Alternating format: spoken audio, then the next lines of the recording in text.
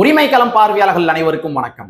இன்னைக்கான அரசியல் களத்துல எது சம்பந்தமாக விவாதிக்க போறோம் அப்படின்னா, ஆதி திராவிடர் மக்களுக்கு ஆப்படித்த அப்பா. அதாங்க நம்ம முதலமைச்சர் அவர்கள் என்னை எல்லாருமே அப்பா அப்பான்னு கூப்பிடுறாங்க, அதனால நீங்களும் கூப்பிடுங்க அப்படின்னு சொல்லி வாலண்டியரா ஒரு வீடியோ போட்டார் இல்லையா, அந்த அப்பா தான். அவர் என்ன பண்ணியிருக்காருன்னா, ஆதி திராவிடர் மக்களுக்கு மிகப்பெரிய ஆப்ப தூக்கி சொருகி இருக்கிறாரு. ஆல்ரெடி நம்ம இதை ஆகஸ்ட் மாசமே சுட்டி காட்டியிருந்தோம். நம்மளுடைய யூடியூப் சேனல்ல ரெகுலரா பார்க்குற தோழர்களுக்கு தெரியும். ஆகஸ்ட் மாசமே நம்ம இந்த தவறை சுட்டி காட்டியிருந்தோம். அப்பவே ஒரு ஆப்பை சொருகுனாங்க. அந்த ஆப்பை என்ன பண்ணிருக்காங்கன்னா, மேற்கொண்டு அழுத்தமா அடிச்சு வச்சிருக்கிறாங்க. அந்த மாதிரிதான் இன்னைக்கு சமூக வலைத்தளங்கள்ல ஒரு செய்தி வந்துச்சு. ஸோ அந்த மேட்ரு என்ன, அதற்கு பின்னாடி இருக்கிற அரசியல் என்ன, அறிந்து கொள்வதற்கு எக்கச்சக்க தரவுகள் இருக்கின்றது. அது என்னவென்று இந்த காணொலியில கொஞ்சம் டீட்டெயிலா பார்த்துடலாம். நண்பர் அனைவருக்கும் இளம்பெரு வழுதியின் இனிய வணக்கம். நாங்க இப்படி வந்து பார்த்துட்டோம். இனி ஜென்மத்துக்கு எங்களால துணிய முடியாது. அதனால நாங்க சண்டை போட போறோம். திருச்சியில் வேலை வாய்ப்பு. திருச்சி விமான நிலையத்திலிருந்து 5 கிலோமீட்டர் தொலைவில் அமைந்துள்ள திவ்யா என்கோ நிறுவனத்தில் வேலை வாய்ப்பு. Drilling machine operator, VTL operator, fitter, horizontal boring machine operator, turner, welder போன்ற பணிகளுக்கு ஆட்கள் தேர்வு செய்யப்படுகின்றது. மேற்கண்ட பணிகளில் அனுபவம் இல்லை என்றாலும் கூட பயிற்சி வழங்கப்படும். உணவு மற்றும் தங்குமிடம் இலவசம். திரையில் தெரியும் எண்களை பயன்படுத்தி உடனடியாக முன்பதிவு செய்து கொள்ளுங்கள். ஒண்ணு கிடையாது மக்களே, இன்னைக்கு காலையில சமூக வலைத்தளங்கள்ல ஒரு செய்தி பார்த்தேங்க. இந்த செய்தியை பார்த்தனே ஒரு பயங்கரமான ஆச்சரியம். ஆல்ரெடி பட்டியல் சமுதாயத்தை சார்ந்தவர்கள் இந்த திராவிட முன்னேற்ற கழகத்தினுடைய ஆட்சியில பல்வேறு வகையான துன்பங்களுக்கு உள்ளாக்கப்பட்டுக்கிட்டு இருக்கிறாங்க. தூய்மை பணியாளர்கள் 100 நாட்களையும் கடந்து போராட்டங்கள் பண்ணிக்கிட்டு இருக்காங்க. அம்பேத்கர் சிலையில கொண்டு போய் மனு கொடுக்கிற போராட்டம் பண்ணாங்க. கலைஞருடைய சமாதியில போய் மனு கொடுக்கிற போராட்டம் நடத்தினாங்க. கலைஞருடைய சமாதியிலே உட்கார்ந்து போராட்டம் நடத்தி பார்த்தாங்க. இன்னும் என்னென்ன வகையில போராட்டம் பண்ணி பார்த்தாங்க. ஆனா இந்த திராவிட முன்னேற்ற கழகத்தினுடைய அரசாங்கம் தூய்மை பணியாளருடைய போராட்டத்தை கண்டுகொள்ளவே இல்லை.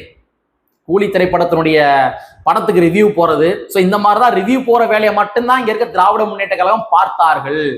ஸோ ஆல்ரெடி தலித் சமுதாய மக்களுக்கு திராவிட முன்னேற்ற கழகத்தினுடைய ஆட்சியில மிகப்பெரிய துன்பங்கள் இழைக்கப்பட்டு கொண்டிருக்கிறது. ஆனா இப்ப பட்டியல் சமுதாய மக்களுடைய கல்வியிலேயே கைய வச்சிருக்கிறாங்க திராவிட முன்னேற்ற கழகம். கல்வியிலே கை வச்சிருக்கிறாங்க. அதாவதுங்க, ஆதி திராவிடர் நலத்துறை இருக்கு இல்லையா, இருக்குது, அந்த துறை இருக்குது. ஆனா அந்த துறைக்கான வேலையை அவங்க பார்க்க மாட்டாங்க, அது வேற. ஆதி திராவிடர் நலத்துறை இருக்கு இல்லையா, அந்த ஆதி திராவிடர் நலத்துறைக்கு கீழே 1331 சமூக நீதி விடுதிகள் சொல்லி விடுதிகள் இருக்குங்க. ஹாஸ்டலுங்க, வேற ஒண்ணும் கிடையாது, ஹாஸ்டல் இருக்குது. இந்த ஹாஸ்டல்ல யாரு படிப்பா? சாதாரண சாமானிய மனிதர்கள், பொருளாதார வசதிகள் இல்லாத நபர்கள், தன்னுடைய காசை செலவழிச்சு பயண செலவுகள் மூலமா கல்லூரிக்கு போறாங்க தெரியுமா, காசு செலவு பண்ணி. அந்த மாதிரி அதுக்கு ஏபிள் இல்லாத ஏழை எளிய பட்டியல் சமுதாயத்தை சார்ந்தவர்கள், இவங்க தான் ஹாஸ்டல்ல தங்கி படிப்பாங்க. அப்படியாச்சும் இந்த சமுதாயத்தை நானும் கல்வி கட்டு ஒரு மேலிடத்துக்கு வந்துடணும் அப்படின்ற காரணத்துக்காக தான் இந்த சாதாரண சாமானிய மனிதர்கள், ஏழை எளிய மக்கள், கல்வியில் பின்தங்கிய முதல் தலைமுறை பட்டாதாரியா ஆயிரணுன்ற காரணத்துக்காக படிக்கின்றவர்கள், இந்த மாதிரி ஆட்கள் தான் என்ன பண்ணுவாங்க, ஹாஸ்டல்ல படிப்பாங்க. ஸோ அந்த ஆதி திராவிடர் நலத்துறைக்கு கீழே செயல்பட்டு கொண்டிருக்கின்ற ஹாஸ்டலுடைய எண்ணிக்கை எவ்வளவு பார்த்தோம்னா 1331 ஹாஸ்டல். சரிங்களா? ஸோ இந்த ஹாஸ்டல்ல இதற்கு முன்னாடி வரைக்கும் எத்தனை மாணவ மாணவியர்கள் படிச்சாங்க தெரியுமா? ஏறக்குறைய 98,000 மாணவ மாணவியர்கள் படிச்சாங்க. ஆனா இன்னைக்கு இந்த ஹாஸ்டல்ல எத்தனை மாணவ மாணவியர்கள் படிக்கிறாங்கன்னா வெறும் 65,000 மாணவ மாணவிகள் தான் படிக்கிறாங்க. வெறும் 65 தான். அப்ப அந்த ஆதி திராவிடர் ஹாஸ்டல்ல கல்வி பயில்கின்ற மாணவ மாணவியருடைய ரேஷியோ என்பது குறைந்திருக்கின்றது. யாருடைய ஆட்சியில? திராவிட முன்னேற்ற கழகத்தினுடைய ஆட்சியில. ஸோ அதனால என்ன பண்றாங்கன்னா, ஹாஸ்டல்ல சேருகின்ற அந்த மாணவ மாணவியருடைய எண்ணிக்கை குறைந்துள்ளது என்று காரணம் காட்டி 100 ஹாஸ்டல்ல தற்போது க்ளோஸ் பண்ணியிருக்காங்க. ஒரு மாணவியர் விடுதி க்ளோஸ் பண்ணியிருக்காங்க. ஆதி திராவிட ஹாஸ்டல்ல க்ளோஸ் பண்ணியிருக்காங்க. அப்ப இது எவ்வளவு பெரிய ஒரு சமூக அநீதி தெரியுமா? அப்ப அந்த ஹாஸ்டல்ல மாணவ மாணவிகள் சேரவில்லை என்றால் அதனுடைய பொறுப்பு யாருக்கு இருக்குது? இங்க இருக்க திராவிட முன்னேற்ற கழகத்துக்கு இருக்குது, ஆதி திராவிடர் நலத்துறைக்கு இருக்குது. ஒண்ணும் கிடையாது. நீங்க சாதாரணமா ஒரு தனியார் ஹாஸ்டல்ல போய் பாருங்களேன், அவன் எல்லாரையும் மார்க்கெட்டிங் பண்ணி வச்சிருப்பான். இங்க ஹாஸ்டல் இருக்கின்றது, படியுங்கள், தங்குமிடம், உணவு எல்லாமே தரமாக வழங்கப்படும், குறைந்த அளவு ஃபீஸ்ல நல்ல வசதியான ஒரு ஹாஸ்டல் வழங்கப்படும் அப்படின்னு சொல்லி அட்வர்டைஸ்மெண்ட் பண்ணுவான். அந்த அட்வர்டைஸ்மெண்ட் இன்னைக்கு இருக்க திராவிட முன்னேற்ற கழகம் செய்யணும்ல, செஞ்சு மாணவ மாணவர்கள் எக்ஸ்ட்ரா சேர்க்க வைக்கணும்ல, இன்ஃப்ராஸ்ட்ரக்சரை டெவலப்மெண்ட் பண்ணணும்ல, மார்க்கெட்டிங் பண்ணணும்ல. திமுக ஏதாச்சும் ஒரு திட்டங்கள் கொண்டு வந்துட்டீங்க நீங்க அப்படின்னா அது எப்படி ஊர் ஊரா கொண்டு போய் நீங்க பிரச்சாரங்கள் பண்றீங்க? இருக்கிற நடிகர்கள்லாம் கூப்பிட்டு வச்சு என்ன பண்றீங்க, பேச வைக்கிறீங்களே, பேச வச்சு அதை எக்ஸ்போஸ் பண்றீங்களே. நான் வந்து தவறுன்னு சொல்லல, அதை நீ எக்ஸ்போஸ் பண்றீங்களே, மார்க்கெட்டிங் பண்றீங்களே, எங்க ஆட்சியில் இது நடந்திருக்குன்னு மார்க்கெட்டிங் பண்றீங்களே. அந்த மாதிரி ஆதி திராவிடர் ஹாஸ்டல் சொல்லி ஹாஸ்டல் இருக்குது. இந்த ஹாஸ்டல்ல ஏழை எளிய ஆதி திராவிட சமுதாயத்தை சார்ந்த மாணவ மாணவர்கள் வந்து தங்கி படியுங்க, உங்களுடைய கல்வியை மேம்படுத்திக் கொள்ளுங்கள் என்று ஆதி திராவிட நலத்துறையை சார்ந்த நபர்கள் ஏன் மார்க்கெட்டிங் பண்ணல? மார்க்கெட்டிங் பண்ணணுங்க. கல்வியுடைய முக்கியத்துவத்தை நீ உணர்த்துவதாக இருந்தா இதெல்லாம் நீங்க செய்யணும். அது செய்யாம மாணவ மாணவர்கள் சேரவில்லை, அதனால நாங்க வந்து ஒரு 100 ஹாஸ்டலை க்ளோஸ் பண்றோம் அப்படின்னு சொல்றீங்க அப்படின்னா இது எப்படி ஏற்றுக்கொள்ள முடியும்? எப்படி ஏற்றுக்கொள்ள முடியும்? அப்ப அந்த பட்டியல் சமுதாய மக்களுடைய மாணவ மாணவியருடைய கல்வியில் உங்களுக்கு அக்கறை இல்லை அப்படின்றதானங்க காட்டுது. அப்படிதான் காட்டுது.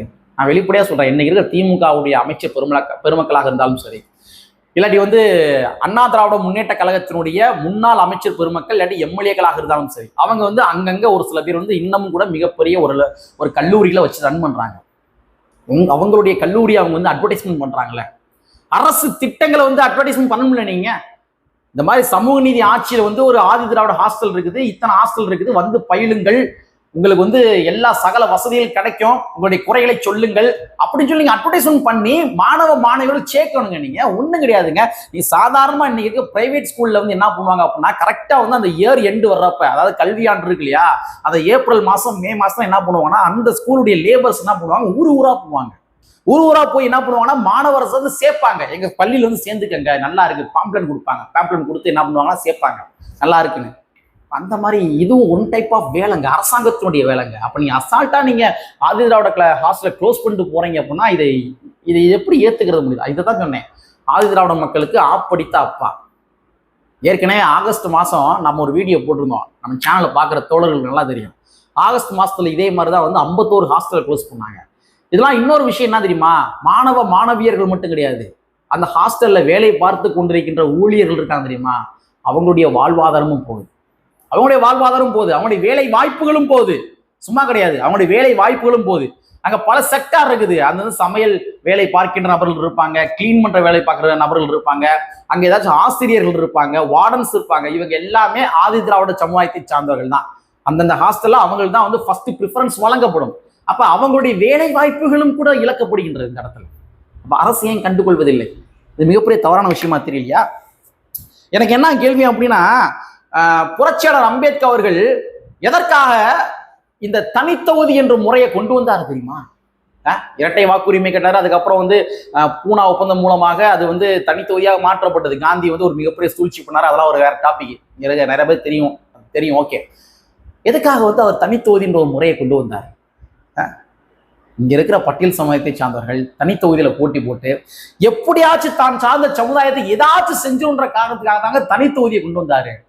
அதிகார வர்க்கங்கள் அந்த அரசு எந்திரத்துல வந்து பட்டியல் சமுதாய மக்களுடைய பிரதிநிதித்துவத்தையும் உறுதிப்படுத்தினாரு. யாரு? புரட்சியாளர் அம்பேத்கர் அவர்கள். இன்னைக்கு வந்து யாரெல்லாம் வந்து எம்எல்ஏக்களாக இருக்கின்றார்களோ, எம்பிகளாக இருக்கின்றார்களோ, அது எல்லாமே புரட்சியாளர் அம்பேத்கர் அவர்கள் போட்ட பிச்சை. தான் உண்மை. நான் திமுக இருக்கிறேன், எனக்கு திமுக இருக்கிறனால எனக்கு வந்து மாண்புமிகு முதலமைச்சர் ஸ்டாலின் அவர்கள் தான் என்னை வந்து பதவியை கொடுத்து என்னை வந்து அப்படி உசதி காட்டினாரு.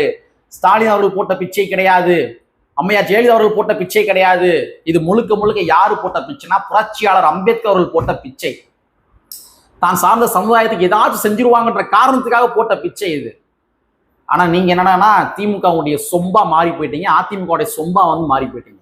ஆதி திராவிடர் மக்களுடைய ஹாஸ்டலை க்ளோஸ் பண்ணாங்களே, ஏன் க்ளோஸ் பண்றாங்க? கேளுங்க, ப்ரொடெஸ்ட் பண்ணுங்க, டிமாண்ட் பண்ணுங்க, உங்க கட்சியுடைய தலைமை டிமாண்ட் பண்ணுங்க. ஆதி திராவிட நலத்துறை அமைச்சர் ஒருத்தர் அவரெல்லாம் எதுக்கு இருக்கிறானே தெரியவே இல்லை. அப்ப இந்த மாதிரி நீங்கள் இருந்தீர்கள் என்றால் இந்த பட்டியல் சமுதாயத்தை சார்ந்த மக்கள் எவ்வாறு உங்களை மதிப்பார்கள்? இதால் ஒருபோதும் ஏற்றுக்கொள்ள முடியாது. இது பட்டியல் சமுதாயத்தை சார்ந்த மக்களுக்கு செய்கின்ற மிகப்பெரிய அநீதிங்க. நிறைய விஷயங்கள் இருக்குது. 5312 கோடியை திருப்பி அனுப்பினாங்க திராவிட முன்னேற்ற கழகத்தினுடைய அரசாங்கம். மாணவ படுகொலைக்கு இன்றும் கூட சட்டம் இயற்றவில்லை. கண் துடைப்புக்காக வந்து என்ன பண்றீங்க, ஒரு ஆணையத்தை போடுறீங்க. பாக்ஷா என்று சொல்லப்படுகின்ற ஓய்வு பெற்ற நீதிபதியுடைய தலைமையில் ஒரு ஆணையத்தை போடுறீங்க. அந்த ஆணையம் இன்னும் என்ன பண்ணி கொண்டிருக்கின்றது என்ற எந்த விதமான அப்டேட்டும் இல்லை. அவங்க விசாரணை பண்ணாங்களா, விசாரணை பண்ணவில்லையா, யாரை சந்திச்சாங்க, எந்த விக்டிம் சந்திச்சாங்க, எவ்வளவு நேரம் அவங்ககிட்ட உரையாடினாங்க, என்னென்ன டாக்குமெண்ட்டை கலெக்ட் பண்ணாங்க, பாதிக்கப்பட்ட ஆணவ படுகொலை மூலமா பாதிக்கப்பட்ட அந்த குடும்பத்தை சார்ந்தவர்கள் எவ்வளவு நிதி இதுவரைக்கும் பெற்றிருக்கின்றார்கள், ஏதாச்சும் ஒரு சின்ன அப்டேட்டு, ஏதாச்சும் விசாரணைகள் ஒன்றும் கிடையாது. ஆணையம் அமைத்தது முழுக்க முழுக்க கண் துடைப்பு. திராவிட முன்னேற்ற கழகத்தை சார்ந்த மேலவளவு முருகேசன், மதுரை மாவட்டத்தில் படுகொலைக்கு உள்ளாக்கப்பட்ட மேலவளவு முருகேசன் திராவிட முன்னேற்ற கழகத்தை சார்ந்தவர். அவர் திராவிட முன்னேற்ற கழகத்தின் சார்பாக போட்டி போட்டு பஞ்சாயத்து தலைவர் ஆன நபர். அவரை வெட்டி படுகொலைக்கு உள்ளாக்கப்பட்டாங்க. ஆனா இன்ன வரைக்கும் கூட மேலவளவு முருகேசனுக்கு இங்க இருக்க திராவிட முன்னேற்ற கழகமோ அதிமுகவோ வீர வணக்கம் போட்டது கிடையாது. காரணம் சாதி ஓட்டு. ஆனா இன்னும் கூட மேலவளவுல சுடுகாட்டுக்கு பாதை கிடையாது. தமிழ்நாடு முழுமைக்கும் சுடுகாட்டுக்கு பாதை என்ற ஒரு மிகப்பெரிய இஷ்யூ போயிருக்கு. பஞ்சமி நிலத்தை மீட்க முடியல. திமுக ஆட்சியில பஞ்சமி நிலத்தை மீட்க முடியல. 2021 மாண்பு முதலமைச்சர் அவர்கள் முதலமைச்சராக பதவியேற்ற உடனே, யாரு, நம்ம மு க ஸ்டாலின் அவர்கள் முதலமைச்சராக பதவியேற்ற உடனே விடுதலை சிறுத்தை கட்சி நிறுவனர் திருமாவளவன் என்ன பண்ணாருன்னா, இந்த சாதிய வன்கொடுமைகளை முன்கூட்டியே கண்டறிந்து நடவடிக்கை எடுப்பதற்காக ஒரு சிறப்பு நுண்ணறிவு பிரிவை உருவாக்க வேண்டும் மாதிரி கோரிக்கை வச்சாரு. 2021 ஆட்சி முடிய போகுது. 4 வருஷம் ஆச்சு, ஆட்சி முடிய போகுது. இன்ன வரைக்கும் கூட அந்த கோரிக்கை நிறைவேற்றப்படவில்லை. இந்த மாதிரி திமுக மீது பல்வேறு வகையான போதாமைகள் இருக்கு. அதனோட நீட்சியாக ஆதி திராவிடர் மக்களுடைய பள்ளிகளை க்ளோஸ் பண்ணிருக்கீங்க, விடுதிகளை க்ளோஸ் பண்றீங்க. எப்படிங்க ஏத்துக்கிற முடியும்? ஒருபோதும் ஏற்றுக்கொள்ள முடியாது என்பதை கூறிக்கொண்டு, இந்த ஹாஸ்டலுடைய திறப்புகளுடைய எண்ணிக்கையை அதிகரிப்பது தான் வளர்ச்சியை தவிர இருக்கிற ஹாஸ்டலை க்ளோஸ் பண்றது பேர் வளர்ச்சி கிடையாதுங்க. இன்னும் ரொம்ப டெப்தா போனோம்னா நிறைய விஷயங்கள் பேசலாம். இந்திய நாட்டிலே பழங்குடியின சமுதாயத்தை சார்ந்தவர்கள் கல்வி பெறுகின்ற அந்த வளர்ச்சி விகிதம் இருக்கு தெரியுமா? அது இந்திய நாட்டிலேயே தமிழ்நாடு தான் கடைசி. இது மாதிரி பல்வேறு வகையான டேட்டாக்கள் இருக்கு, பல்வேறு வகையான போதாமைகள் இருக்கு. இதை திராவிட முன்னேற்ற கழகம் திருத்திக் கொள்ள வேண்டும் என்பதை கூறிக்கொண்டு, கற்பி ஒன்று சேர் புரட்சி செய்யும் புரட்சியாளர் அம்பேத்கருடைய வரியை கூறிக்கொண்டு நிறைவு செய்கின்றேன். நன்றி, வணக்கம்.